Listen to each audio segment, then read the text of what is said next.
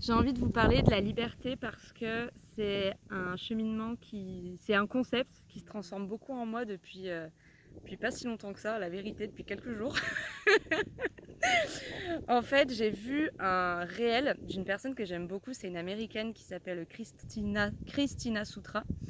Et en fait, son réel, il m'a révélé par effet miroir une pensée en fait concernant la liberté que je n'avais plus. Et son réel, c'était grosso modo dans l'idée, ce qu'elle partageait, ce qu'elle véhiculait, c'était que la liberté, c'était de faire ce qu'on voulait quand on le voulait. Et en fait, quand j'ai vu son réel, je me suis dit, ah mais non, mais pas du tout en fait. Enfin, quand je disais mais non, pas du tout, pour moi, ça résonnait plus du tout en fait. Pas non plus du tout, mais en fait, son message m'a fait par effet miroir, m'a révélé, on va reprendre le mot qui a voulu popper tout seul, par effet miroir, ça m'a révélé en fait une ancienne version, une ancienne manière que j'avais de voir la liberté. Si vous voulez, moi j'ai quitté mon taf sociétal en 2019. Et en fait, la vie, ce qu'elle m'a apporté, c'est énormément d'introspection.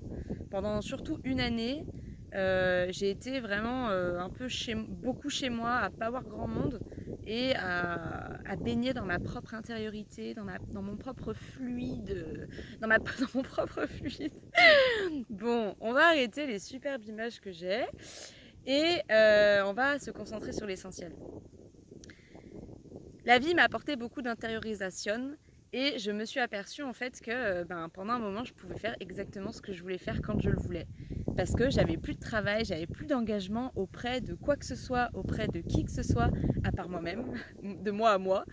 Et en fait, c'est là où j'ai commencé à avoir envie de proposer des voyages énergétiques parce que je sentais qu'il y avait quelque chose en moi, un appel intérieur, donc c'est ce que j'ai fait. Bon, après, mon chemin a été jalonné de plusieurs petites choses, mais en fait, c'est du coup 4 années, depuis 2019, 4-5 années à faire un peu tout mon petit laboratoire, voilà, toute ma petite expérience autour de ça. Et ben, ça m'a apporté cette vision de la liberté qui est donc, je peux faire ce que je veux quand j'en ai envie. Et pour moi, je l'incarnais vraiment, quoi. C'est merveilleux de pouvoir faire ça. Sauf qu'en fait, depuis, ça a toujours été sous-jacent, mais là, ça prend de plus en plus d'ampleur. J'ai besoin de m'engager avec les autres. Dans le sens où, pour moi, la liberté, c'est plus de faire ce que je veux quand je veux. Pour moi, la liberté, c'est pouvoir jouir de cette même liberté avec autrui. Et pour pouvoir jouir de cette même liberté avec autrui, eh ben, il y a des engagements. C'est un peu ce truc de ma liberté commence... attendez, c'est quoi déjà cette citation? Ma liberté finit là où la liberté de l'autre commence. Quelque chose comme ça. Bon, bref. En fait, ce que je veux dire par là, c'est que je me rends compte qu'en fait, j'ai besoin d'un projet commun. Je pense qu'on a durant toute notre vie, je pense qu'on a différents besoins d'engagement social. Voilà. Euh, Depuis que j'ai quitté mon taf, j'ai plus ce milieu professionnel où c'est-à-dire qu'on se réunit avec des gens parce qu'il faut qu'on fasse tourner une usine, par exemple. Avant j'étais en usine, avant j'étais aide ménagère, aide à domicile, tout ça. Donc il n'y a plus ce but commun où quand tu es en milieu professionnel, c'est quelque chose qui te porte quand même vachement et qui, moi j'aimais beaucoup ce rapport social avec les autres quand je bossais, c'est qu'en fait on était tous à un même endroit pour faire tourner une boutique, pour gagner un salaire évidemment, tu vois. Mais on était tous là pour un but commun. Et vu que je ne taffe plus dans un milieu professionnel, je fais mon petit truc de mon côté, tu vois, et ben j'ai plus cette notion d'engagement social, j'ai plus ce lien commun, ce projet commun. Tu vois ce que je veux dire? Et donc du coup, ce que je voulais dire, parce que du coup, je sais pas si je me suis interrompue dans ma pensée, c'est toujours un peu la cacophonie. C'est pas joli ce mot. C'est juste que tout s'entremêle dans ma tête et ces vidéos, ça me permet justement d'y voir plus clair. Donc avant tout, ces vidéos, je vous le dis tout de suite, je les fais pour moi. Parce que ça me permet de mettre en ordre certaines idées, de mettre au clair certaines choses. Et ce que je voulais dire, c'est que je pense en fait tout au long de notre vie, on chemine en fonction de... voilà, notre cheminement varie entre différents besoins d'engagement social. Tu vois ce que je veux dire? Par exemple, tu vois ce que je veux dire? C'est le retour de cette phrase. Il y a un truc qu'on remarque très facilement quand les personnes se mettent en retraite. Vu qu'il n'y a plus ce truc professionnel, ce lien social, et bah très souvent, c'est des personnes qui vont se tourner vers le bénévolat, vers les associations, tu vois. Et moi, c'est un truc que j'ai pensé en fait. Et pour moi, je me suis rendu compte que là, j'avais vraiment besoin d'un lien, de m'entourer de personnes qui ont un même but, un même grand dessein, tu vois. Et bref, cette même chose qui les anime, quoi. Et j'ai pensé à faire du bénévolat. Et c'est ça que je trouve vraiment intéressant, c'est qu'en fait, c'est pas propre à la personne qui va se mettre en retraite. C'est simplement propre au fait qu'on a besoin d'être porté par la communauté, par le relationnel, par le social, par les autres. On a besoin d'être ensemble, un noyau, qui formons un noyau pour une même intention, voilà, vous voyez ce que je veux dire. Ça revient bien. Et en fait, là, dernièrement, je m'intéresse pas mal à Auroville. Donc c'est une ville en Inde, pour ceux qui ne connaissent pas, qui est un peu un délire utopiste de la ville qui est un peu, pas de la ville, mais d'une communauté qui vit en fait sans argent, mais vraiment dans l'entraide avec un but commun, c'est la spiritualité. Pas de dogme, pas de religion, mais une spiritualité, une espèce de connexion avec sa propre divinité intérieure, etc. etc. Moi, je n'y suis pas allée, c'est un de mes projets avec Amaury, mais sur le papier, c'est ce que ça dit. J'ai regardé plein de documentaires et ça a l'air super, franchement, quand tu regardes ça. Et d'ailleurs, c'est rigolo parce que c'est une ville, enfin, ou du moins, Auroville, c'est une cité que je connais depuis que je suis ado, mais c'est qu'aujourd'hui que je m'y intéresse vraiment. Et je pense qu'encore une fois, ce n'est pas anodin. Et en fait, tu regardes ça, enfin, moi, j'ai regardé pas mal de documentaires, de témoignages, de trucs, et ça m'a vraiment donné envie. Il y a vraiment un truc qui s'est allumé en moi dans cette idée de se relier avec les autres autour d'un même but commun, tu vois, autour d'une même intention. Et je souris parce que je pense à une meuf qui dit un truc, une meuf, c'est pas joli ce mot, une femelle, non, un être féminin qui dit dans un reportage d'Auroville que j'ai vu sur YouTube, elle dit, en fait, il y a la personne qui l'interroge, qui lui dit, oui, quelle est la plus grosse complication que vous ayez à gérer dans Auroville? Et elle réfléchit un moment et puis elle dit, moi-même, en rigolant. Bref, voilà, j'ai pensé à ça, ça m'a fait sourire, je vous le partage, c'est cadeau. Et du coup, ouais, j'aime bien cette idée Enfin, en fait, c'est pas que j'aime bien, c'est que je crois que j'en ai besoin. Et je pense que je suis pas la seule à en avoir besoin. Je pense qu'on a tous, comme je disais, différents niveaux de besoin d'engagement social. Il y en a, ça peut être un besoin d'appartenance simplement à la famille. Être en lien souvent avec sa famille. D'autres, ça va être d'être entouré d'un bon groupe d'amis. Pour d'autres, ça va être d'aller dans une association, de se sentir utile. Je pense qu'il y a différents niveaux et moi je pense que j'arrive à un niveau où j'ai envie de co-créer, peut-être pas co-créer, je sais pas si c'est le bon terme, mais en tout cas de me relier à des gens qui ont avec des personnes qui ont une même intention. Ouais, je crois que je suis arrivée à un point de ma vie où en fait cette notion de liberté, faire ce que je veux quand je veux, parce que là je suis partie un peu loin du sujet, vous allez me dire mais en fait non, ça se rejoint vachement. Ok, faire ce que tu veux quand tu veux. Mais quand tu es dans un monde où tu as besoin de manger, tu as besoin de boire, tu as besoin, bref, tu as plein de besoins fondamentaux, tu vois, pour maintenir ton corps en vie, tu as besoin d'avoir des ressources. Et ces ressources, clairement, si on veut pas payer, si on veut pas... On peut pas faire ce qu'on veut quand on a envie, tu vois. Il va falloir qu'on cultive la terre ensemble. Il va falloir qu'on fasse ceci, qu'on fasse cela, qu'on fasse des cuves d'eau. Enfin, je dis n'importe quoi. Mais dans l'idée, ce que je veux dire, c'est que la liberté, pour moi, finalement, c'est pas de faire ce que tu veux quand t'en as envie. La liberté, c'est simplement, pour moi, aujourd'hui, c'est difficile à définir. Je dirais que pour moi, la liberté aujourd'hui, c'est une liberté commune.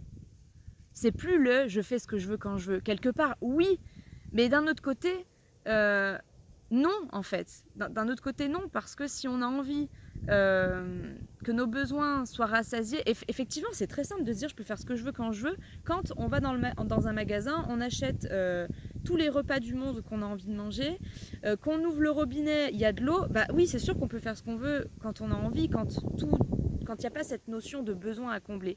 Mais quand on a, encore une fois, je disais, ces besoins fondamentaux à combler pour la survie de notre corps physique, y a tout un espèce de mouvement en fait qui doit se mettre en œuvre. Donc pour moi, quelque part, c'est limite égoïste de se dire ça, mais en même temps, je pense que quand on est... Je reprends l'exemple d'Euroville, encore une fois, c'est peut-être des fantasmes que je me fais, mais encore une fois, j'irai voir par moi-même et me faire ma propre idée, t'inquiète. Mais pour reprendre cette idée de ville utopique, etc., de petite oasis, ils expliquent en fait que eux, ils font effectivement un peu ce qu'ils ont envie de faire. En fait, l'idée, c'est de mettre son savoir-faire, son savoir-être au service de la communauté.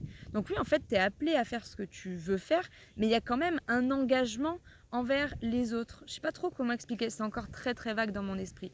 Mais tout ça pour, voilà, pour parler de cette notion de liberté, où en fait, moi, j'incarnais vraiment ce truc de... pendant ces dernières années, j'incarnais énormément cette notion de je fais ce que je veux quand j'ai envie et c'est merveilleux. Mais en fait, voilà, encore une fois, je me rends compte que c'est un aspect de la liberté. Je pense que c'est un niveau de liberté, mais il y a plein d'autres niveaux à atteindre, en fait. Notamment la liberté de l'esprit, la liberté... Voilà, il y a plein de choses.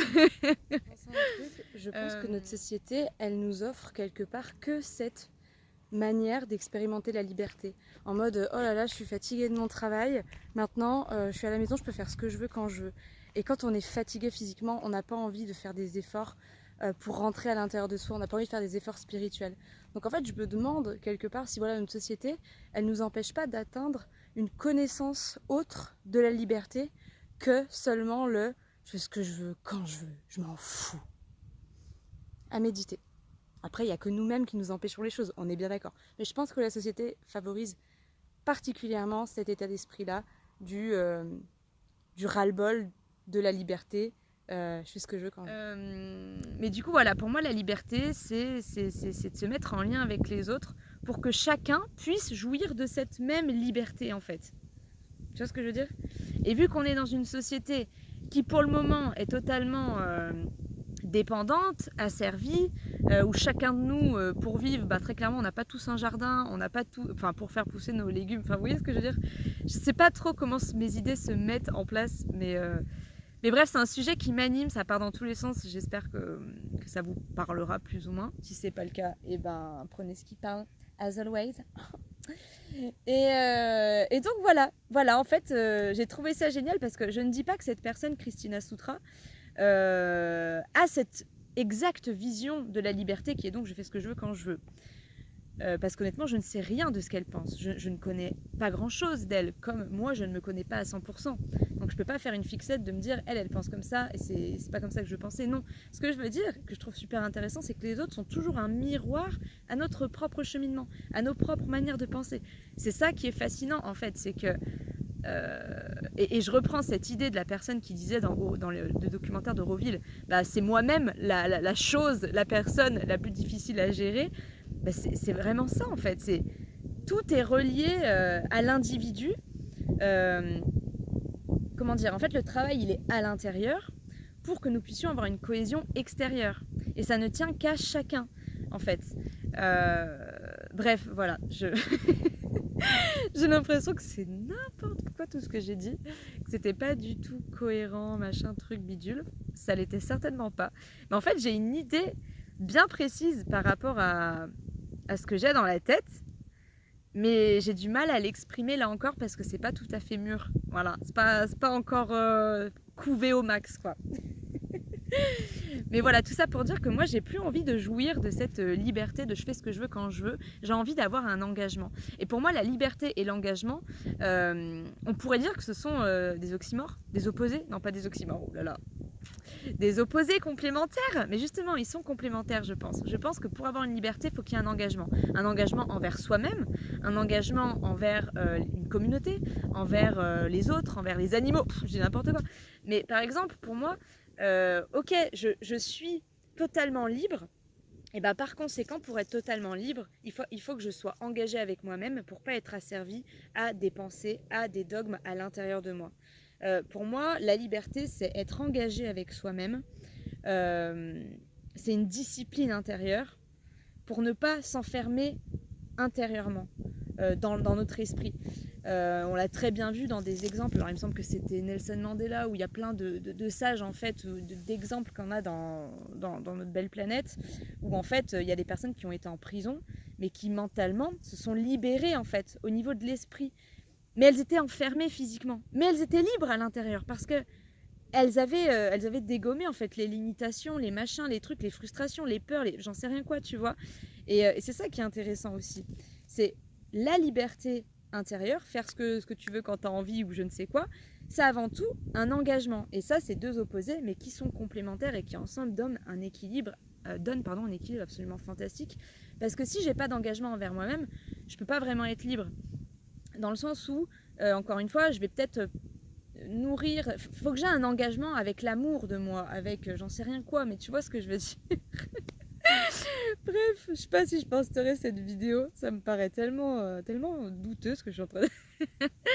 Non, pas douteux, mais bref, il n'y a que moi qui peux comprendre ce que je suis en train de dire actuellement, et j'espère que quand même ça aura pu dissimuler quelques petits... Pas dissimuler, dissiper, non, envoyer, répandre quelques petites pensées. Voilà. En ce moment aussi, je regarde un peu, j'ai regardé une interview du précepteur Charles Robin.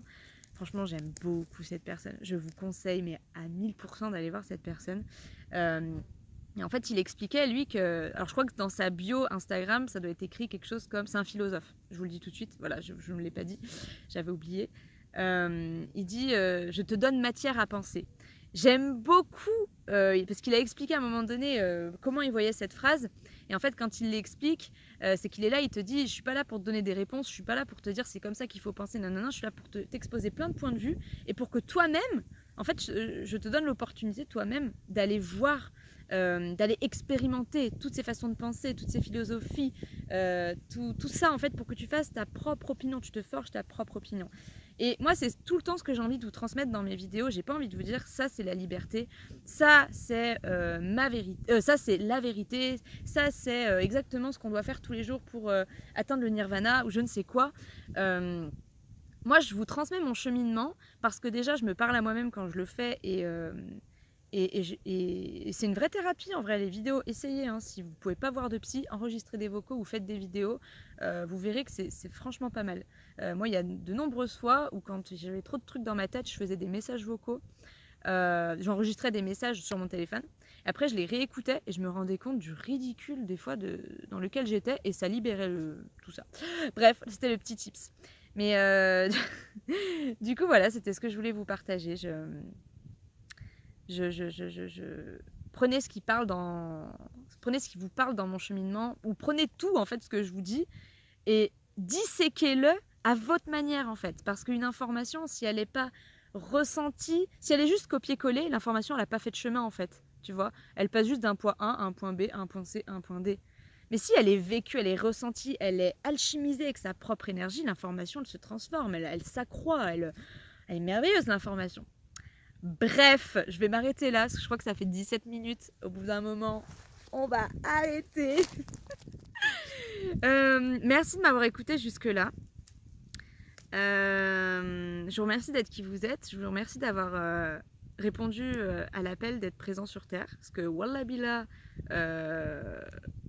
c'est une expérience de dingue. C'est fou la planète. C'est fou. Allez, merci, à bientôt.